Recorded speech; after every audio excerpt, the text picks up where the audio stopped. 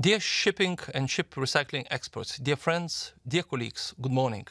I am Kęstutis Sadauskas, Director for Green Economy in the Director General for the Environment of the European Commission. I would have liked to be with you in Singapore today, but it is unfortunately not possible. I have to stay here in Brussels, where we are finalizing the technical guidelines under the EU ship recycling regulation.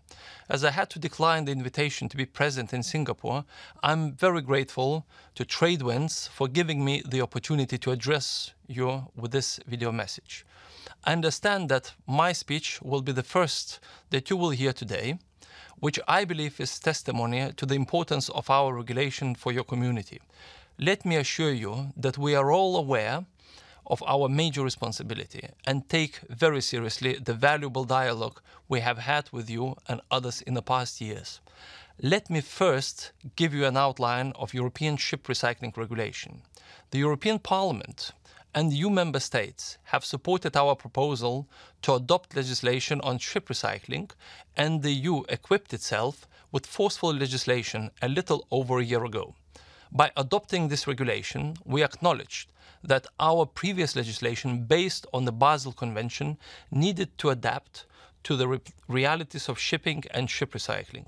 The export ban was systematically circumvented and was therefore ineffective to improve ship recycling practices around the world.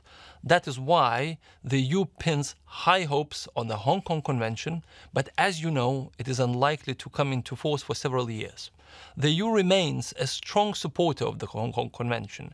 In addition to the ship recycling regulation, we have adopted a decision inviting the member states to ratify the convention. One EU member state has already ratified the convention and more will follow. The EU ship recycling regulation largely draws from the Hong Kong Convention.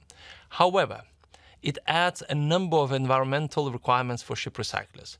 For instance, first, the need to control any leakage to the environment. Second, the need to operate from built structures. Or third, the need to handle waste on impermeable floors. A key element of the EU ship recycling regulation is the future EU list of facilities. The EU list will be an official list of facilities located worldwide, deemed by the EU as offering safe and clean ship recycling. We expect the list to be published in 2016.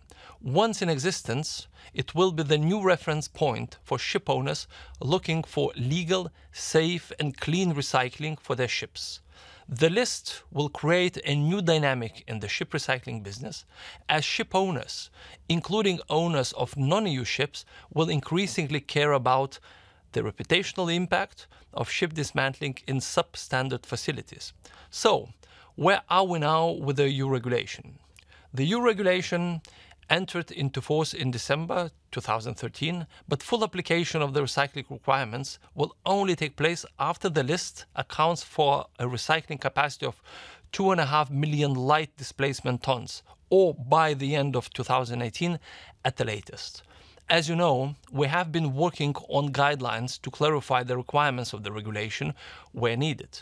We expect the final version to be available in a few weeks. Submission of applications for inclusion in the list will then become possible.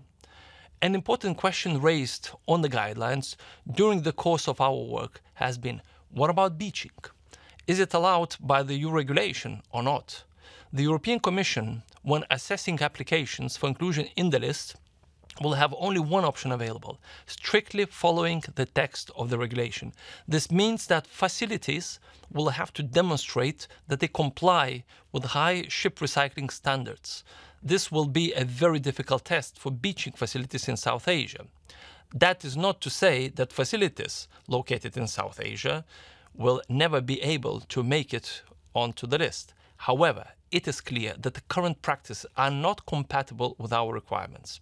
To conclude, let me stress once again that, as we shift from one regime to another, new opportunities will emerge for ship owners and ship recyclers. Ship owners will have clear options at their disposal to make the right decision for their end-of-life ships. Green ship recyclers will have access to a significant market. This new regulation brings a positive message to the ship owners and ship recyclers. The industry no longer needs to be defined by its worst practices. We note with great satisfaction that more and more ship owners and ship recyclers are embarking with us on a journey towards cleaner, responsible action. I invite you to become part of this rewarding effort. I look forward to hearing about the outcomes of the forum. Thank you.